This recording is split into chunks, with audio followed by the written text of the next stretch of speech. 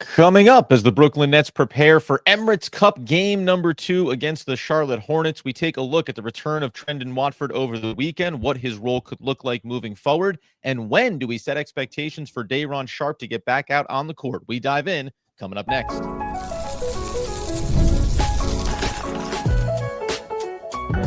You are Locked On Nets, your daily Brooklyn Nets podcast. Part of the Locked On Podcast Network, your team every day. Yes, my friends, it is the Locked On Nets podcast right here on the Locked On Podcast Network. It's your team, the Brooklyn Nets, every single day. He's Doug Norrie. I'm Adam Armbrecht. We thank you, as always, for making us your first listen of the day. We're 100% free on all those great platforms, and let you know that you can win all season long on FanDuel. New customers can place just a $5 bet, and you'll get started with $150 in bonus bets if your first $5 bet hits. Visit FanDuel.com to get started today. And Doug, where we get started ahead of the game against Charlotte, hopefully a bounce-back game for the Nets after back-to-back losses to the Knicks. Where we stand on Trendon Watford, 13 minutes of sweet action, and potentially after 6 weeks of injury recovery from the hamstring, Day'Ron Sharpe eyeballing probably end of the week maybe to return on Friday night. Yeah, they need these guys probably just to fill out the rotation. We talked about early in the season how the Nets were just short on ball handlers in general, not like Watford's any kind of, pure point guard or anything like that, but these kind of hybrid guys that can do just enough of everything without being amazing at anything. He probably fits that mold. And so just being able to have another guy on the court that can put the ball on the deck a little bit, that can bring the ball up, stuff like that. I think that the Nets really need, because if you look at their guard situation, we talked about this all season. The guards they have one pure point guard and Schroeder. They have basically 1.5 shooting guard types in Cam Thomas, and I'll add Keon Johnson into the mix there. I guess Milton is sort of a pure point guard guy, but he's they don't seem, they don't really want to play him a ton of minutes. And then you have Simmons, and I don't really even feel like getting into that. So that's really their guards, their ball handler situation. I mean, did I forget anybody? I want to make sure that that feels like the whole list, right? I mean, there's not anybody else that is of the ball handling type, and not that Watford is, but he's considerably better at it than all the other wings they have on the court, at least. No, and I think you made the right distinction around looking at the depth. Ben Simmons aside, obviously. But when you think about Shake Milton, he, along with Keon Johnson, Keon Johnson's seen a little more minutes. Shake has seen more minutes than he did at the start of the year, but those minutes don't seem to be coming at any real impact point. Keon Johnson is still ahead of him on the depth chart in terms of who's coming off the bench first. And there's not a ton of experience in that for Keon Johnson, who, I'm actually somewhat surprised. So I'm looking back actively at it. Starting in November, his minutes became more consistent. Only played 9 in the first day there on Friday against Chicago. But after that, 13, 21. He's averaging 15 minutes per game in November, averaged under 10 through the first 4 in October. So clearly what we saw from Keon Johnson a little bit a year ago, yes, they believe in it. They think they can develop it, and they've brought him along slowly. The Trendon Watford piece, I think, becomes interesting because it does impact all of these guys. Shake Milton, I think, gets pushed down the pecking order, just if we're talking about utilizing as many players as possible. The Keon Johnson one becomes interesting because he needs to stay effective in his minutes. Or I can see, none of this is one-to-one, but ball handlers, as you say, I could see Trendon Watford getting more minutes. We wanted him to get more minutes last year. It didn't seem to come to fruition. And without getting into Ben Simmons, I do find Trendon Watford's return interesting in a direct, how does Jordi Fernandez utilize these players? Because we've already seen a willingness from him to say, Ben Simmons, you're going to the bench until you can prove you can do the things we need you to do. If not for the Claxton injury, that wasn't going to change in the short term. So that combined with who we'll talk about in Day'Ron Sharpe, all of these things for the first time in a long time, it does feel relevant because the roster is fluid, because Jordi Fernandez is willing to shift the pecking order behind some of the stalwarts at the top of the rotation and the veterans, and obviously Cam Thomas along the way. Yeah, when it came to Watford last year, we wanted more minutes during the season. It didn't really happen, but over the last, when they raised the white flag at the end of the season, yes, he did see considerably more minutes. He played around 27 minutes a game down the stretch and really was pretty good. 12 and 6 during that time, shot 39% from 3 on around 2 attempts per game. So nothing crazy overwhelming, 2.5 assists, right? So probably 2.6 assists if I'm looking all the way down. So again, nothing really totally eye popping, but again, not awful at any point. Like there's no choke point at any like on any of his skill set, right? Like he can do everything sort of just good enough. And where the Nets are really, I mean, the Nets really lack that versatility. Like they don't really have any guy on the team that can kind of do a little bit of everything. Now, a lot of teams don't, right? So it's not really one of these like, oh, every team's got this jack of all trades, Swiss Army knife guy. But a team like the Nets, who are really deficient already at the guards, like we said, really lack scoring, really lack guys who just kind of want to put the ball down and maybe get like drive to the basket or just try to get to the hoop. Like he has all that stuff in him. And just to be a functional basketball team, you need a little bit of this, right? They've gotten by so far, mostly because honestly, Schroeder's been so good and Cam has like spiked some scoring games. I mean, that's really been the story of the season in terms of their scoring output. And Cam Johnson, every once in a while, is able to turn it up a little. They just need a little bit more juice on the offensive end to be able to keep their head above water. They're going to definitely need it if they sustain any injuries to these guards at all. Like they are. So they're really, really, really trying to catch a falling knife here when it comes to if they have enough even minutes of like real rotation guys. Again, not the goal. Not the goal is not to go out there and get W's every night. But like honestly, to be a functional team, they do need a little bit more of this. And that's one of the reasons we just always wanted to see more of him last year in Watford, because we knew he provided this, I keep saying it, but like this little bit of everything aspect on a team that has pretty one-dimensional players, right? Like not bad. You need one dimension, 5 different one-dimensional guys in a starting lineup. It can be okay. Yeah. But at some point you just need to be able to like bring in rotations and bring in guys that can kind of like make other things happen on the court. And Watford, who came back in that Knicks game on Sunday, 13 minutes of action, just 1 of 3 from the field, but had 3 rebounds, had 3 assists, gave you 4 points across those 13 minutes. So coming up here in a second, I do want to look at the difference between the roster a year ago and now, and how Trendon Watford can benefit from being on the floor, maybe with guys like Zaire Williams, maybe with an improved Jalen Wilson, with Cam Thomas. So where does he fit into this, and how can he actually get better in his role moving forward for the Nets? We'll get into that in just one moment. All right, before we get to that, tell you about our friends over at PrizePicks. Look, PrizePicks made daily fantasy so easy. All you're doing on PrizePicks is you're going more or less on the PrizePicks projections, and you can win up to, wait for this number, 100 times your money on PrizePicks with as few as 4 correct picks. It's the best way to get in the action on these sports. It's over in 30 states as well. It's the only real money daily fantasy platform. They got the injury insurance, so that if your player goes down in the game, they're going to keep all of that action live. All you're doing on PrizePicks is you're going more or less on all the stats you love. Look, when it comes to basketball, it's points, rebounds, assists, blocks, steals. You can combine sports as well. Maybe you want to get a little NBA and NFL action together. Right now, you sign up today, you're going to get $50 instantly when you play $5 on PrizePicks. You don't even need to win to receive that $50 bonus, by the way. It's guaranteed. They got the weekly promotions like Taco Tuesday. Anyone? Okay, I can get on board with that.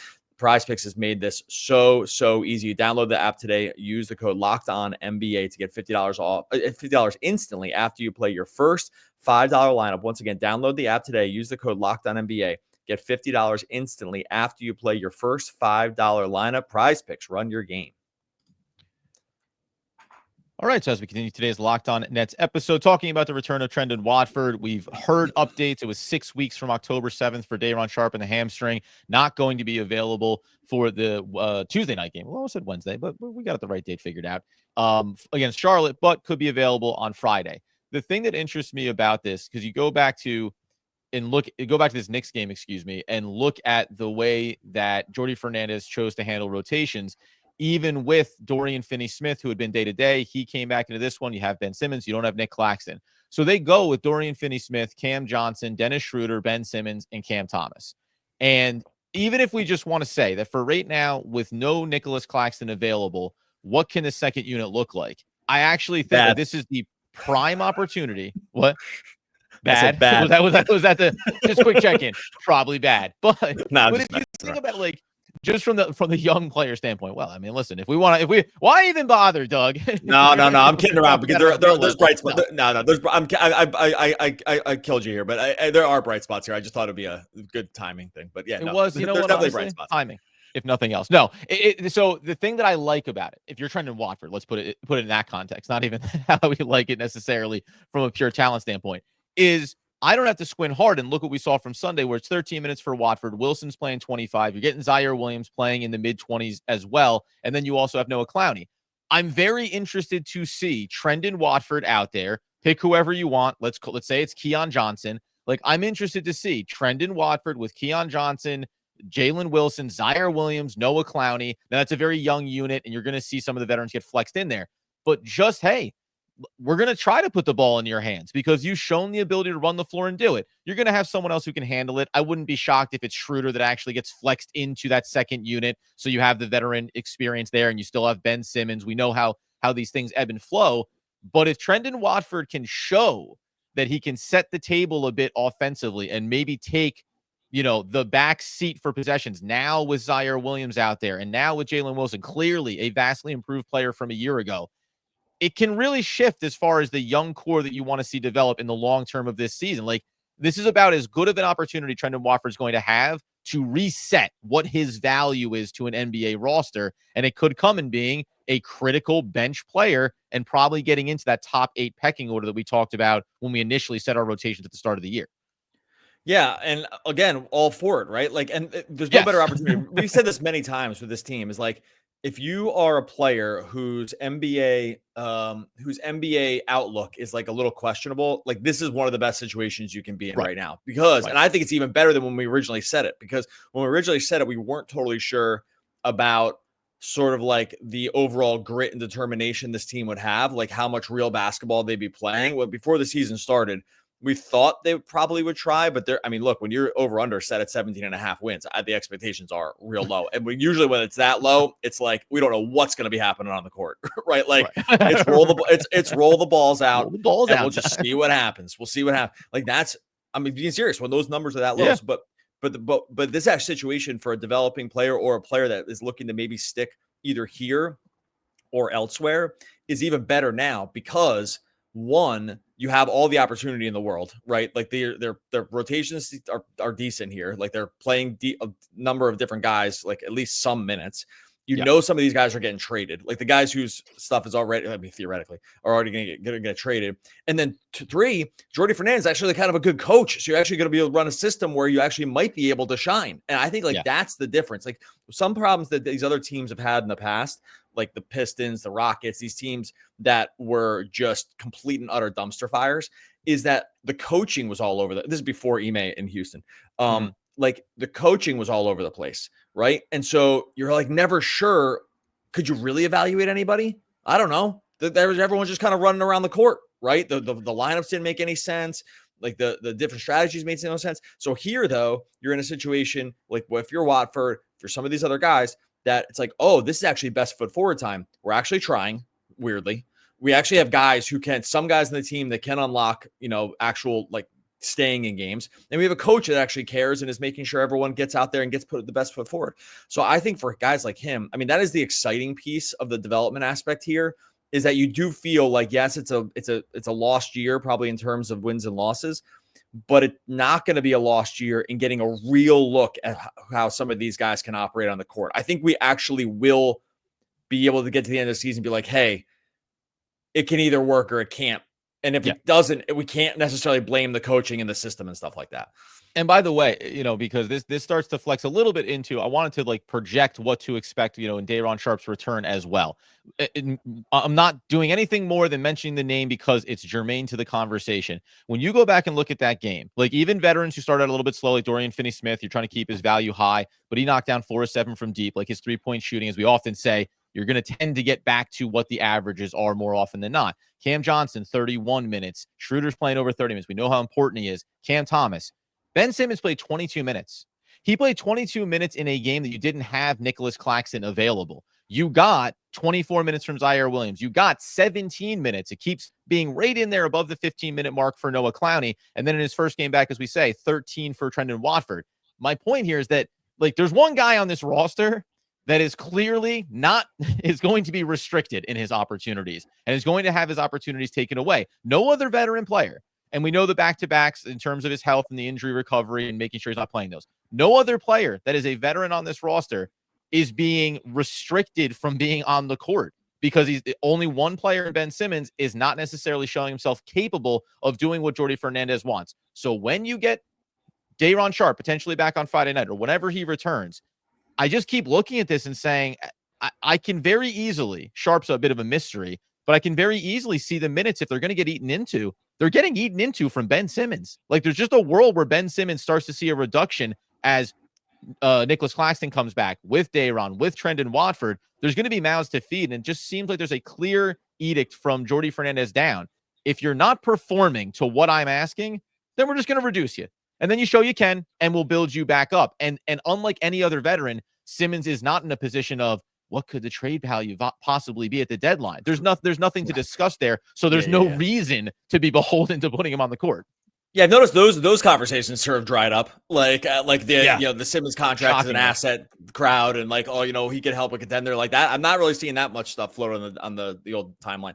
When it comes to Day'Ron too, what's interesting, what killed him last year to some degree was one, the team was a mess, but two, they were playing like an all switching scheme. So when he would come in there, the drop coverage piece was a problem because they really didn't have any good point of attack defenders except for DSJ, who could like fight over screens and like really hound an opposing ball handler to the point where like you could get him to drop because you couldn't really switch on Day'Ron. They are switching this year, but they are fighting through a lot more stuff. I don't know if you noticed, but like it's not just this pure give it up, like die on the screen and then just get into the switch stuff. Like it's actually really not happening as much. We're seeing a lot more guys.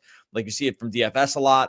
We've seen it from Cam Johnson. Like these guys are fighting through screens to avoid the switch. And that's become, it's clear that Jordi Fernandez has said like, hey, we'll do it if we need to, but we'd rather not just like some team chess piece their way into like the exact matchup we want. Even Cam Thomas has been more active on that end.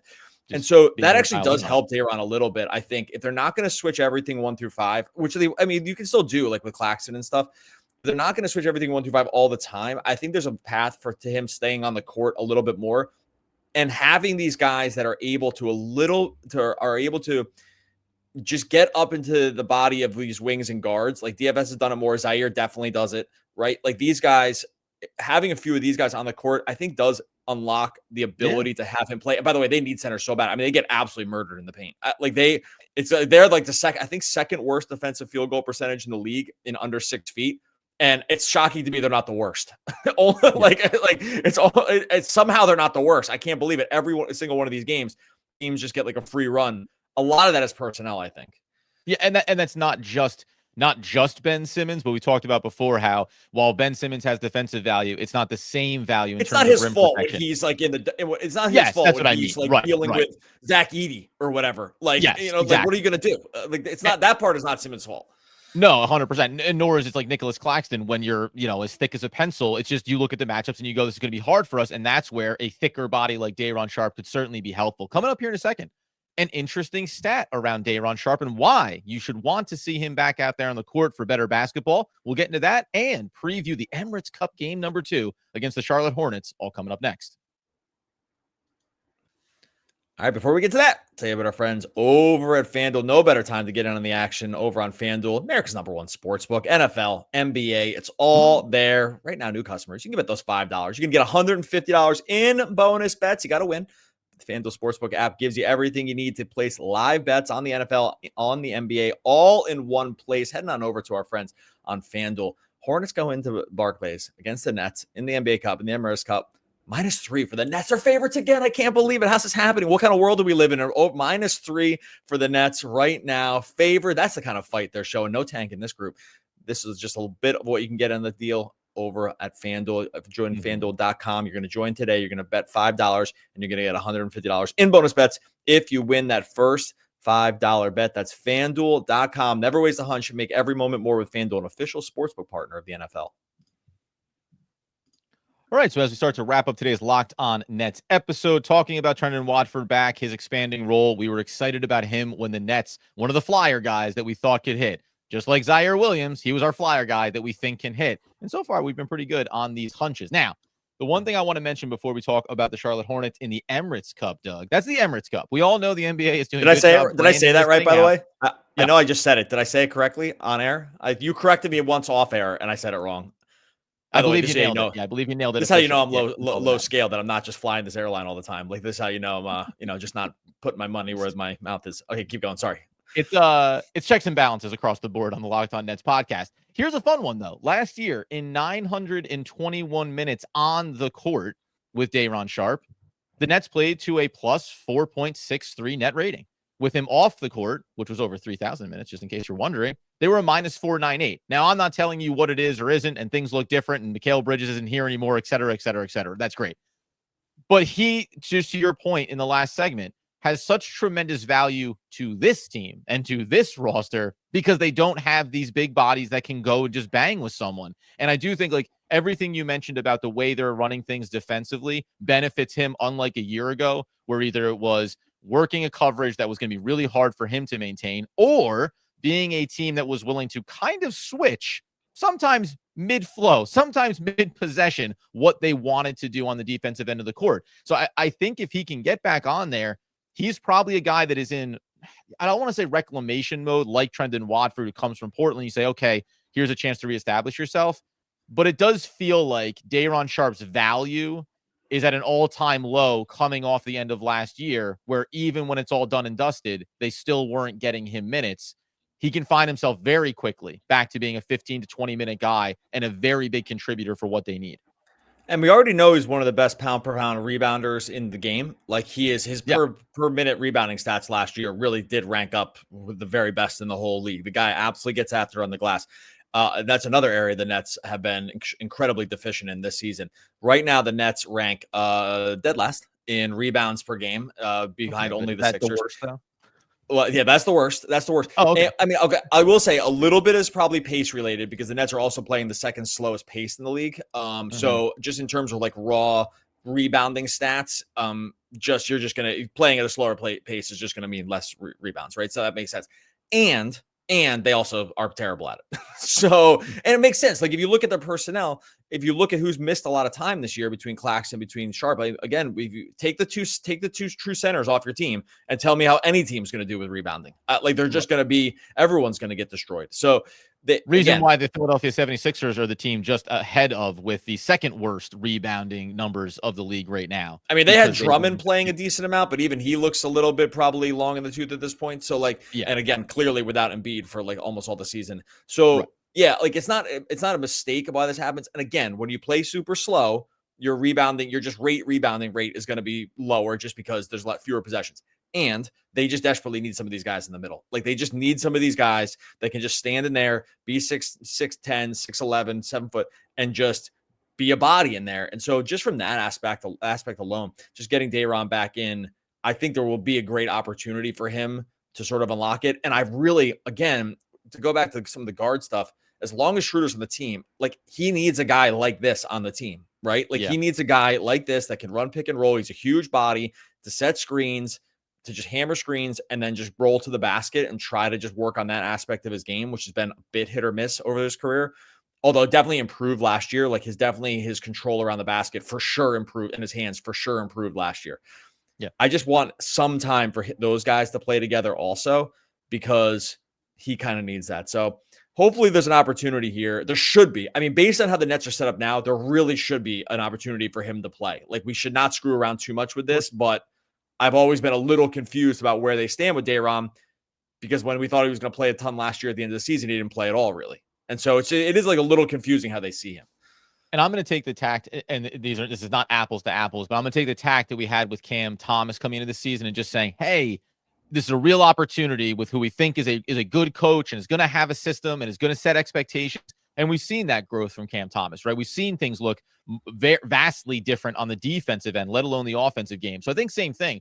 It's like, your Day'Ron Sharpe, offensive game aside, but defensively expectations. You're a young player in the league to go through multiple different coaches, to go through superstar iterations, to kind of get put into and dumpstered out of the lineup. Like it's difficult. So any player that's under 24 years old, you get the benefit of the doubt and you get to come in here under Jordy and kind of have a reset. Incidentally, too, just one last footnote before we look at the Charlotte game. Inside of the Nets right now, obviously Nic Claxton has led the team 7.7 rebounds per game. Simmons is there at almost 7, but almost 6. Of course, he's under 6 rebounds. But then right behind him is Zaire Williams at 4.7, Cameron Johnson at 4.2. You also have FINNEY-SMITH, who's averaging almost 5, but he basically splits it between offensive and defensively. Johnson and Zaire Williams, though, do the bulk of their rebounding on the defensive end of the floor. So for a team, even in playing a slower pace, but if you have Day'Ron Sharpe, and then it's Clowney next to him, or then it's Simmons, or then it's whoever you want to have out there on the court, now all of a sudden one of your wings gets to kind of start the breakout process a little bit sooner, right? Gets to get out in space, gets to set up so that those open threes in the corner are a little bit more wide open than needing to be a part of that process. So like the gang rebounding thing is sometimes looks good in a stat sheet for certain guys. Go, oh, Cam Johnson giving you almost 5 rebounds a game. Great. Unless it's prohibiting him from being the best offensive weapon when you want to get out and transition a little bit, even though that's been different this year than in years past. Charlotte Hornets, Emirates Cup, official, branded, NBA. They get it. Do you, how disappointed were you in the Nets losing to the Knicks in the first Cup game? Because it meant that, like, it took a little bit of the, the one thing you could have hung your hat on is, hey, Nets, go as far as you can in the Cup, because that's this little isolated thing inside of the year. That was a bummer when they lost the opener because it took a little bit of the starch out of it. Yeah, it's fine. I'm glad you mentioned. I meant to mention that yesterday when we were talking about the Knicks, like summing up the Knicks game. That first game, there was a little more sting to it. If anything else, just ruin. I hate to do this because I really never care about this, but like just to take a little bit off the Knicks, also too, be like, you're done, right? Because like you're like that, like you lose that game. Yeah, like just being able to knock them out of that piece of it early, that would have been, I don't know, a little feather. But what are you gonna do? In general, these games hold a lot less meaning for teams like the Nets because there's like almost no chance they can make a long run. But, we saw last year that they had an opportunity to sort of like stay in it till I think the last game of the thing. They needed like a lot of stuff to go right. I think if I'm remembering that right. But they had hung around just by winning some of those games early. I like the idea behind the in-season stuff. I think theoretically it works. Nets I think finished, they're still, sorry, not to cut you off just real quick, 3-1 that last year, and those point differential that ended up being the difference. Yeah. So they were close, right? Magic in their group. Yeah. Yeah, so I think the games have a little more juice. I think they did a good job branding on the different courts and stuff, even though some of them are just tough to look at. I think the idea conceptually is correct. I think it is a bummer that they had not won that first game, because if Schroeder had just been able to make that shot, or if they had just been able to like have Brunson miss, I think we'd be looking at this game with like, oh man, look, we go 2-0 here because they're favorites. I like that there'd be a lot of juice. I mean, it's a little bit of a bummer to not have it. And that's the unfortunate part, because inside of the group stage right now, they're with the Magic, the Knicks, they're with the Hornets and the 76ers. And the 76ers are a mess right now, and they're 0-2 in this group. But now, in a game like this against the Hornets, first of all, if you had beaten the Knicks, that'd be a whole different ball game. You'd be 1-0, they'd be 1-1. Okay, great. But also, the Hornets and the 76ers, now the Hornets only played one game so far, but they're a minus 25 point differential. And the 76ers through 2 games are a minus 24. The Magic are absolutely slaughtering this group stage at a plus 37 through their 2 games. So now you have to ask the thing that the Nets, that they haven't done in all the surprises this year. They haven't done the thing where they flat out blow out, totally dumpster a team. They need to go out and dumpster the Charlotte Hornets by 18 to 20 something points to be like, okay, you're 1-1, and it puts a little bit back into this because you'll get the 76ers and you'll still have the Magic, and maybe there's something to be said there. But to your point, that loss against the Knicks was a bummer. I mean, there's no way. I mean, you're taking the Nets in this game, right? I'm taking the Nets laying the points. Come on, we got to take the Nets against the spread. This is one of the best bets in basketball. One of the best bets around this year is Nets against the spread. Like, why? I mean, I know they didn't get there against the Knicks the other day, but I'm going to just double check. They were first. I think they're second now. Oh, still first. These other teams can't cover either. 10-3. They're 10-3-1 on the. They're 10-3-1 on the season against the spread. Again, someone tweeted me the other day, and shoot. Man, I can't remember. I'm not going to go back and look right now. But going back to the saying about the thing that we always preach is, expectations over expectations over results is the definition of success. And there's no better number in the world than against the spread to look at that in terms of, because this is the expectation. And then this is how you did against that expectation. Now it's strictly points. We don't get the wins. But whoever said that to me, appreciated to remind us that that's always been our definition, and nothing against the spread is the literal record for that. I love it. I'm looking forward to the game tonight. We'll talk about it. But this is a phrase that like Doug basically introduced to the podcast, and then he even blew it after he paused and tried to rework it. It's results over expectations, not expectations over results. Oh, geez. So you got my bad, because I was getting around. Okay, the end. Mea culpa on this one, because I was actually racking my brain for who said it so I could give him credit on the air. Now, I'm not going to pause the podcast and go look for it. We're not doing that. We're not going to take like an extra 30 seconds and do it, even though I talked this 30 seconds. But the reason I screwed that up is because I was actually trying to think of who actually said it to me so I could credit them for reminding me. By the way, credit them for reminding me of the thing I already came up with. So that's it was your own thought. It was just someone reminding you of what you thought of. They didn't do anything. They just reminded me of my greatness. And that's the key to all this stuff. That's all it is on this podcast. It's just reminders of our own greatness. On that note, you can get this greatness 5 days a week, free wherever you listen to the podcast, free over on YouTube as well. Subscribe wherever you listen at Locked On Nets. I don't know. I didn't really have a quote prepared here. I might have made a bit of a mistake. I was too busy busting your chops. See first, think later, then test, but always see first. Otherwise, you will only see what you were expecting. Oh, look, that kind of worked out. That's Douglas Adams. Douglas Adams. I don't know. Who is that? Who's that? Who cares? Okay. One of the all-time great poets. We'll be back again tomorrow talking more Brooklyn Nets basketball. Basketball.